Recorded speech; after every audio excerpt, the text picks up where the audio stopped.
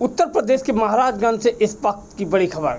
महाराजगंज पहुंचे सपा सुप्रीमो ने एक विशाल जनसभा को संबोधित करते हुए भाजपा पर कसा तंज। जी आपको पता है, महाराजगंज समाजवादी पार्टी के राष्ट्रीय अध्यक्ष और पूर्व सीएम अखिलेश यादव निचलौल में एक विशाल जनसभा को संबोधित करते हुए भाजपा पर निशाना साधा। अपने संबोधन में राष्ट्रीय अध्यक्ष अखिलेश यादव ने मोदी के एकांत में जाने पर चुटकी लेकर कहा कि परिणाम के बाद उनकी तपस्या के कुछ कमी रही होगी। अखिलेश ने कहा, बीजेपी वाले दोबारा आ गए तो खाकी वालों की भी नौकरी 3 साल कर देंगे। क्या कहते हैं अखिलेश यादव, आप स्वयं सुनिएगा। पूरे खजाने के मंत्री हैं, ये बात जानते हो कि नहीं जानते हो? ये बात समझ में आ रही कि नहीं आ रही? ये वाले जो मंत्री हैं ये पूरे खजाने के मंत्री हैं, वित्त मंत्री हैं। सोचो इनके पास कितने खजाने की चाबी है। पूरे देश के पैसे का इंतजाम के खजाने का हिसाब किताब है इनके पास।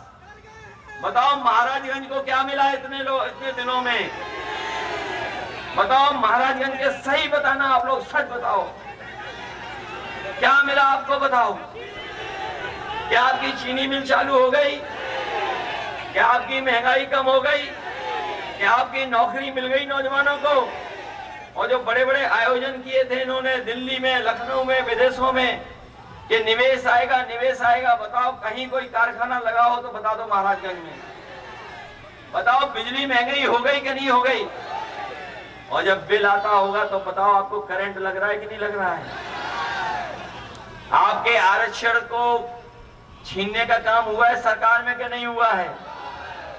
कहने को तो ये है डबल इंजन वाले, डबल इंजन सरकार, लेकिन महाराजगंज का भी इंजन अगर जोड़ दें तो बताओ ये महाराजगंज आते आते हाफने क्यों लगता है? ये बताओ मैं भाई। कहते हैं डबल इंजन की सरकार है। कितने इंजन की सरकार? डबल इंजन की। एक बगल का इंजन और एक दिल्ली वाले इंजन, और यहाँ का भी इंजन थोड़ा बहुत जोड़ दो तो बताओ ये हाफने क्यों लगते हैं महाराजगंज आते आते? इसलिए आप सबसे हम निवेदन करने आए हैं, आज चुनाव का आखिरी दिन है। आज के बाद हम अपने खाकी वर्दी पहनने वालों को भी सावधान करने आए हैं। अभी तो फौज की नौकरी हुई है 4 साल की। ये अगर बीजेपी वाले दोबारा आ गए तो खाकी वर्दी वालों की भी नौकरी 3 साल की हो जाएगी।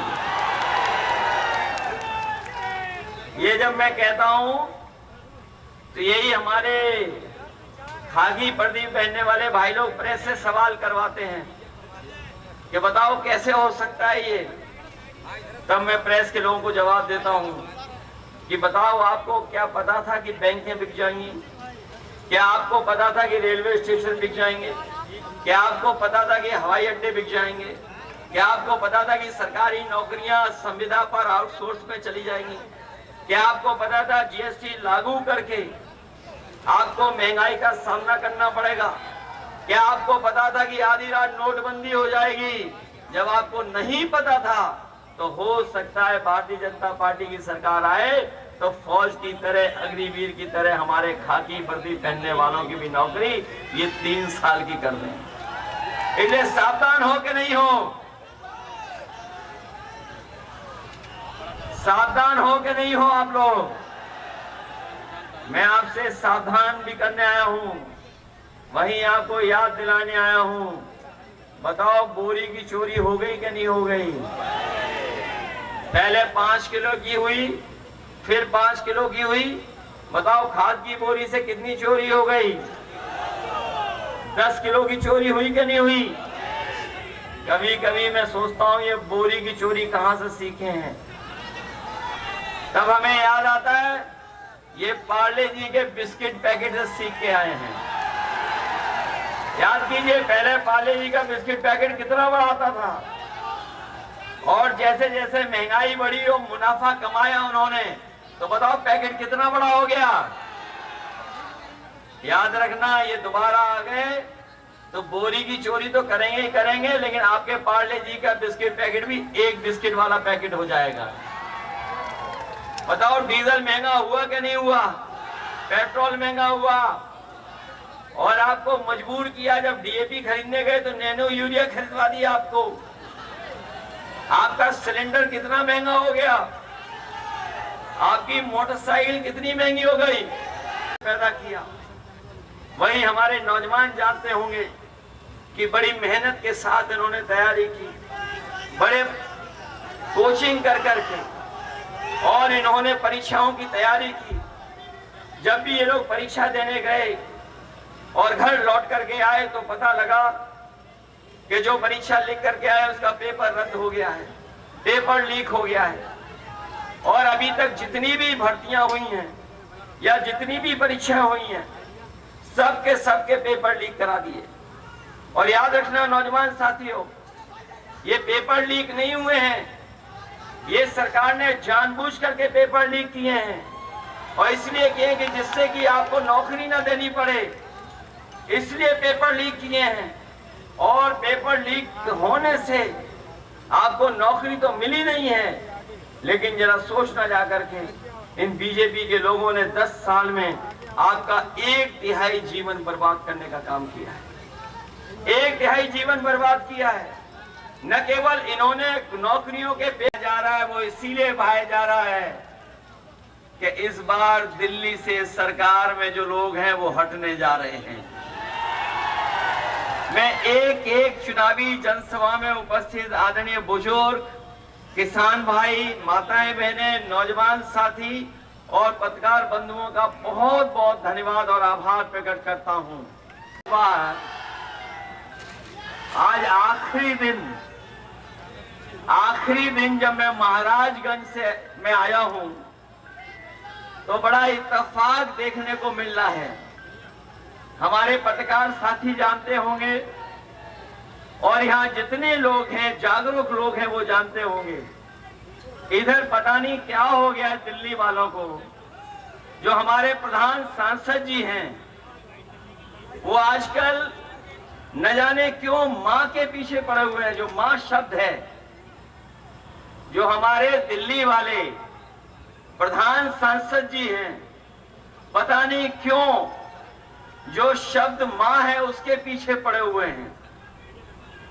और जब से उन्हें घबराहट हुई है, न केवल वो खुद डगमगाए हैं बल्कि उनकी जवान भी लड़खड़ाई है। और इधर जो सुनने को मिल रहा है कि जब उनकी ऊंचाई से जो गिरावट शुरू हुई है, जो वो गिरते जा रहे हैं, न जाने कहां जाकर के गिरेंगे, और जिनका काउंटडाउन शुरू हो गया है, वो लोग क्या कहते थे इस चुनाव में, कभी मीट की बात की, कभी मच्छी की बात की, कभी मुजरे की बात की, और अब सुनने में आया कि महात्मा गांधी जी की बात कर रहे हैं। ये जितने शब्द इन्होंने बोले हैं ये सब एम से शुरू होते हैं, मां से शुरू होते हैं, लेकिन ये एम शब्द के पीछे तो पड़े हैं। लेकिन मैं देख रहा हूं इस बार एम से महाराजगंज भी है, मां से महाराजगंज भी है। वो अगर उधर पीछे पड़े हैं तो महाराजगंज वाले भी इन भारतीय जनता पार्टी के लोगों के पीछे पड़े हैं। जब तक जमानत जब्त नहीं होगी तब तक महाराजगंज के लोग शांति से बैठने वाले नहीं हैं। कि अब वो दूर कहीं चले गए हैं। सुना है परिणाम आने से पहले ही दूर चले गए थे, कहीं तपस्या के लिए दूर चले गए हैं, क्योंकि उन्हें भी तो कहना है आखिरी में जब परिणाम नहीं आएगा कि हमारी तपस्या में कुछ कमी रह गई थी। इसलिए साथियों, मैं आपसे निवेदन और अपील करने आया हूं। इन्होंने 10 साल में हर बात, हमारा यहाँ का नौजवान जानता होगा, जो सपना देखता था कि भाग दौड़ कर करके जब फौज में भर्ती हो जाएगा तो उसे वर्दी पहनने को मिलेगी, उस सपने को भी तोड़ने का काम किया। जो नौकरी पक्की थी उस नौकरी को आधा अधूरा बना दिया, और ऐसा आधा अधूरा बनाया अग्निवीर वाली व्यवस्था में कि अगर वो शहीद हो जाएगा तो उसको सम्मान नहीं मिलेगा, जो सुविधाएं हैं वो भी नहीं मिलेंगी। इसलिए अपने नौजवानों को हम कह के जा रहे हैं कि आने वाले समय में जब सरकार बनेगी तो ये अग्निवीर व्यवस्था हमेशा हमेशा के लिए खत्म हो जाएगी। आपको पहले की तरह जो पक्की नौकरी थी, पक्की वर्दी पहनने को मिलती थी, वैसे ही आपको पक्की वर्दी और नौकरी देने का काम आने वाले समय में इंडिया गठबंधन करेगा। न केवल अग्निवीर व्यवस्था खत्म होगी, बल्कि आप जानते होंगे, सब लोगों ने बताया होगा मन से, कि 30 लाख सरकारी नौकरियां खाली पड़ी हैं जो इस सरकार ने जानबूझ करके नहीं भरी। ये जानते थे कि अगर भरेंगे तो नौकरी मिल जाएगी, लेकिन हमारे नौजवानों को नौकरी नहीं दी। 30 लाख नौकरियां अभी भी खाली हैं। हम अपने नौजवानों को भरोसा दिला के जा रहे हैं, आप तैयारी करिए, सरकार बनते ही 30 और लाख नौकरियां आपको दे करके देने का काम करेंगे। लेकिन आज महाराजगंज में हम लोग भरोसा दिला के जा रहे हैं कि अपने किसान भाइयों को भरोसा दिला के जा रहे हैं कि 4 जून के बाद जब सरकार बनेगी तो अपने किसानों का और गरीबों का पूरा कर्ज माफ होगा। और जिस दिन परिणाम आ रहा है आप जानते होंगे, 4 जून को मंगल है और मंगल ही हो जाएगा उस दिन। 4 जून को है कौन सा मंगल, है कि नहीं है मंगल? मंगल होने जा रहा है। और जिन्होंने कहा था कि अच्छे दिन लाएंगे, वो अच्छे दिन तो नहीं ला पाए हैं, लेकिन 4 जून को जब हारेंगे तो देश के सुनहरे दिन होंगे, हमारे आपके खुशियों के दिन होंगे। और 4 जून को न केवल सरकार बदलेगी, बल्कि बीजेपी के मित्र मंडली बदलेगी। 4 जून को मंगल के दिन न केवल मित्र मंडली बदलेगी, मंत्रिमंडल बदलेगा और मीडिया मंडल भी बदल जाएगा। और मीडिया वालों के लिए भी 4 जून खुशखबरी वाला दिन है, इनके लिए भी आजादी का दिन है। उस दिन ये भी आजादी मनाएंगे। बताओ आप लोग आजादी मनाओगे कि नहीं मनाओगे? चेहरे से तो लग रहा है कि अभी से ही ये खुशी मनाने लगे हैं। और मुझे जनता का समर्थन तो दिख ही रहा है, लेकिन हमें अपने प्रेस के साथियों का भी समर्थन लग रहा है। इसका मतलब ये हुआ कि महाराजगंज इस बार पलटने जा रहा है, बदलने जा रहा है, वीरेंद्र चौधरी जी को जिताने जा रहा है। बीजेपी के लोगों ने न केवल लोकतंत्र को खतरा पैदा किया है, बल्कि आरक्षण पे भी हमला किया है। न नौकरियां देना, न रोजगार देना, और केवल जनता को गुमराह करना। और अपने हार के डर से बीजेपी के बड़े बड़े नेताओं की भाषा बदल गई।